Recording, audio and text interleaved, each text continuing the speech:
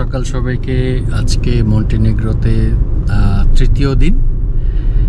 তো তৃতীয় দিনের এ পর্যায়ে আমরা মন্টিনেগ্রোর এই কটোর শহর থেকে আমরা যাচ্ছি পেরসাট নামক এক ছোট্ট গ্রামে। কটোর শহর থেকে 15 কিলোমিটার দূরে। ওখানে আমরা কিছুক্ষণ থাকবো, তারপরে আমরা যাব বুদবা শহরে। পর্যটনের দিক দিয়ে প্রথম বৃহত্তম শহর। ওখানে কটোর থেকেও বেশি পরিমাণে পর্যটকরা আসেন। তো ওখানে আমরা যাব, ওখানে আমরা থাকবো আজকে সন্ধ্যা পর্যন্ত। ওখানে আমরা সানসেট দেখবো, আমরা তারপরে রাতের দিকে আমরা ফিরবো। এটা হচ্ছে আপাতত আমাদের প্রোগ্রাম। সঙ্গে থাকুন, উপভোগ করুন।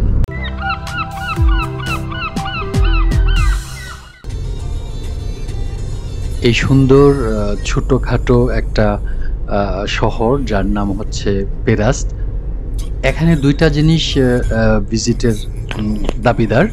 একটা হচ্ছে আপনার সেন্ট জর্জ যে চার্চটা আছে, এটা দ্বীপ, একটা ন্যাচারাল ছোট্ট দ্বীপ।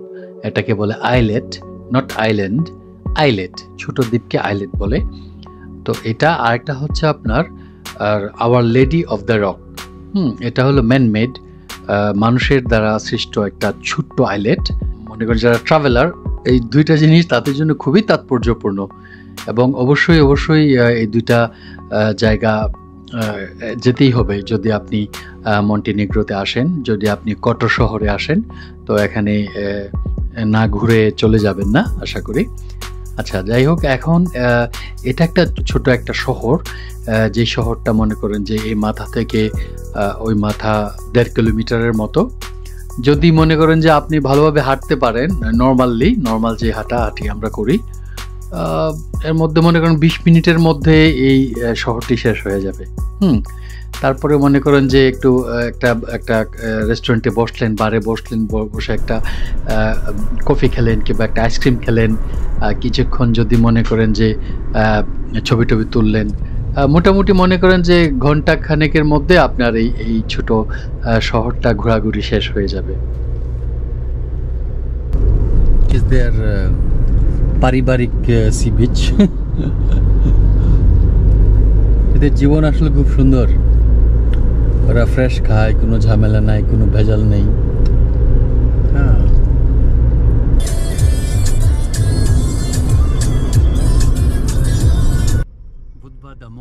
আপনি যদি গভীরভাবে এই মন্টিনেগ্রো দেশটাকে দেখার পরিকল্পনা করেন, তাহলে আপনি বুদবা এবং এই মন্টিনেগ্রোর যে রিভিয়েরা, এগুলোকে এড়িয়ে যেতে পারবেন না।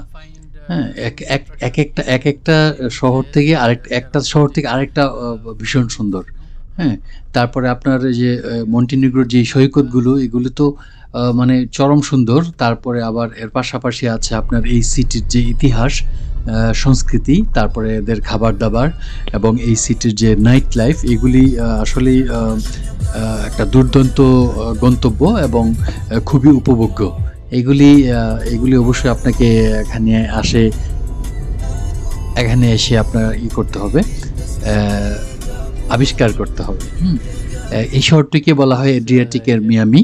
খুবই ফ্রেন্ডলি একটা জায়গা এটা। এটা হচ্ছে বুদবা মেরিনা। এখান থেকে আপনি বোট নিয়ে আশেপাশে ছোটখাটো যে সব আইল্যান্ডগুলি আছে এগুলি দেখতে পারবেন। এই যে পর্যটক, ওনারা বোট নিয়ে ঘুরতে যাবেন, দামাদামি করছেন।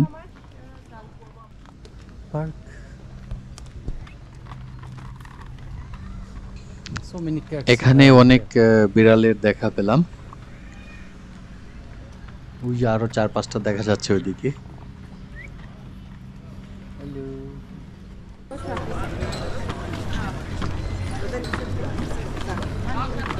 এটা হচ্ছে old town, medieval old town of Budva. এটি হচ্ছে প্রায় 1,500 বছর তো হবেই আগের একটা ঘন্টা, মেডিভাল আমলের ঘন্টা। অরিজিনালটা নিচে আছে, রেপ্লিকাটার নিচে। হয়তোবা ক্ষয়ক্ষতির হাত থেকে প্রোটেক্ট করার জন্য এটা রেপ্লিকাটি উপরে দেওয়া আছে।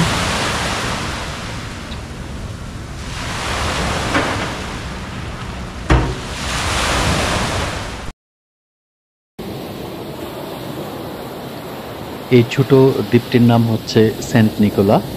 এটি হচ্ছে মন্টিনিগ্রো উপকূলের বৃহত্তম দ্বীপ। বুদবা ওল্ড সিটি থেকে এর দূরত্ব হচ্ছে 1 কিলোমিটার। স্থানীয়ভাবে অনেকে মজা করে এর নাম দিয়েছে হাওয়াই। এখানে ওখানে বালি এবং পাথর 2 ধরনের সৈকত আছে, এর জন্য এটি বিখ্যাত।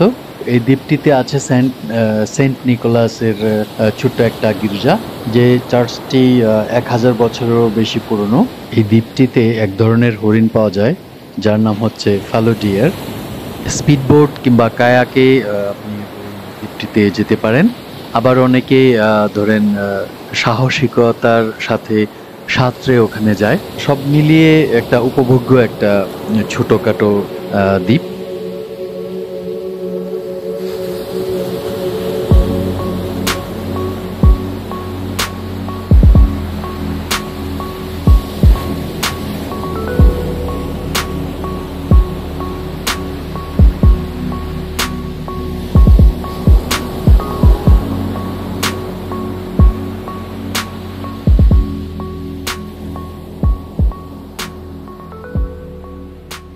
এটা হচ্ছে Budva old city, old town.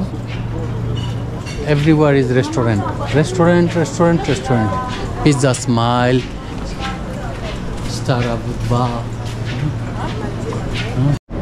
আমি এখন যে শহরটির মধ্যে হাঁটছি, উকিঝুঁকি মারছি, এই শহরটি 2500 বছর পুরনো। এই বুদবা ওল্ড টাউনের একটা ইতিহাস রয়েছে যা প্রায় 2500 বছর আগে। এটি তৈরি করা হয়েছিল আসলে ইলেরিয়ান সভ্যতা ওই সময়। ইলেরিয়ান সভ্যতার কয়েকটা জায়গায় আমরা গিয়েছি এর আগে, যেমন আলবানিয়ার বিরাট ক্যাসেল, তারপরে আপনার জেরোকাস্টার। হ্যাঁ, এগুলি সব ইলেরিয়ান দিয়ে সভ্যতার সময় তৈরি। এবং এবং এবং পরবর্তী সময়ে কয়েক শতাব্দী ধরে এগুলো গ্রিক, রোমান, বাইজেন্টাইন এবং ভেনিসিয়ান সহ বিভিন্ন সভ্যতা দ্বারা প্রভাবিত হয়েছে। এটি তার প্রতিটি স্থাপনা এক অনন্য স্থাপত্য কীর্তি এবং সাংস্কৃতিক ঐতিহ্যে বিরাট অবদান রেখেছে মন্টিনেগ্রো এবং আলবানিয়া এদের ক্ষেত্রে।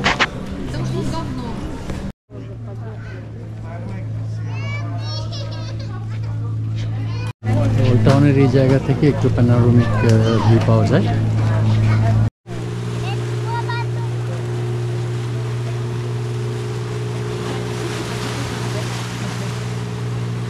সূর্য অস্ত গেছে কিছুক্ষণ আগে, সন্ধ্যা ঘনিয়ে আসছে।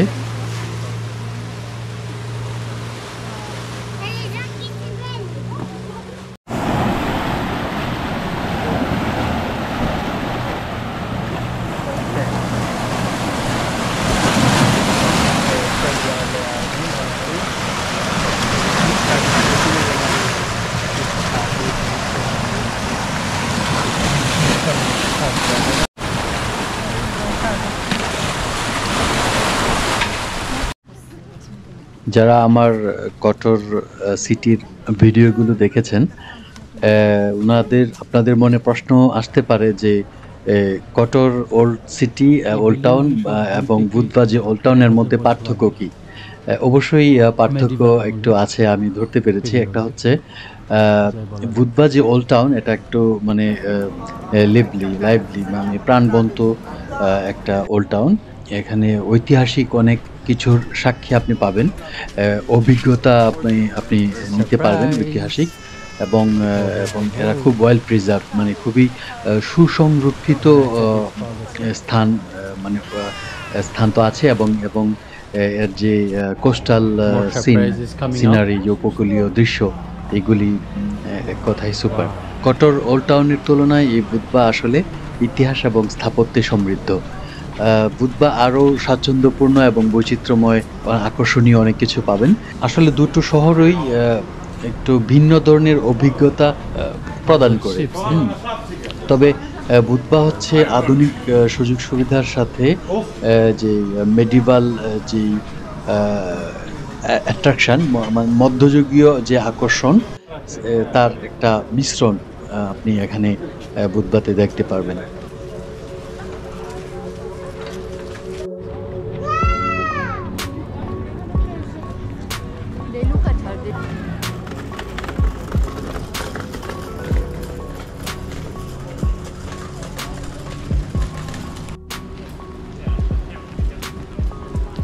কিছুক্ষণ আগেই এখান থেকে বেশ কিছুটা দূরে এর পাশেই মোটামুটি বলতে গেলে প্রায় ২,৫০০ বছর আগের পুরনো এক শহরে ছিলাম। আর এখন দেখতেই পাচ্ছেন। এই জিনিসগুলো আসলে মন ছুঁয়ে যায়। হুম? এবং আমার আসলে প্যাশনই হচ্ছে যে এগুলির সাথে মিশে যাওয়া, মোট কথা। মানুষের অনেক ধরনের হবি থাকে, পছন্দ থাকে, ইচ্ছা থাকে। আমার কেন জানি এগুলি খুবই ভালো লাগে। হাজার, হাজার বছর আগের সভ্যতা, সংস্কৃতি, ক্যারেক্টার, হ্যাঁ? এগুলির প্রতি আমার ছোটবেলা থেকেই আমি এক ধরনের আকর্ষণ বোধ করে আসছি। ২,৫০০ বছর আগের এই পুরনো শহর, যা ইতিহাস এবং স্থাপত্যে সমৃদ্ধ, অত্যন্ত স্বাচ্ছন্দ্যপূর্ণ এবং বৈচিত্র্যময়। এই শহর থেকে আপাতত আমাদের বিদায় নিতে হচ্ছে। পাশাপাশি আপনাদের কাছ থেকেও আপাতত বিদায় নিতে হচ্ছে। আপনাদের মূল্যবান সময় দেওয়ার জন্য সবাইকে আন্তরিক ধন্যবাদ। যদি এই ভিডিওটি আপনাদের ভালো লেগে থাকে তবে অবশ্যই লাইক এবং আমাদের চ্যানেলটি সাবস্ক্রাইব করতে ভুলবেন না। আপনাদের প্রতিক্রিয়া এবং প্রশ্ন আমাদের জন্য অত্যন্ত গুরুত্বপূর্ণ, তাই নিচে কমেন্ট করতে দ্বিধা করবেন না। আরও ভালো ট্রাভেল এক্সপিরিয়েন্স নিয়ে আবার দেখা হবে। ততক্ষণ পর্যন্ত সবাই ভালো থাকবেন, সুস্থ থাকবেন এবং ভ্রমণের ইচ্ছা ধরে রাখবেন। ধন্যবাদ সবাইকে।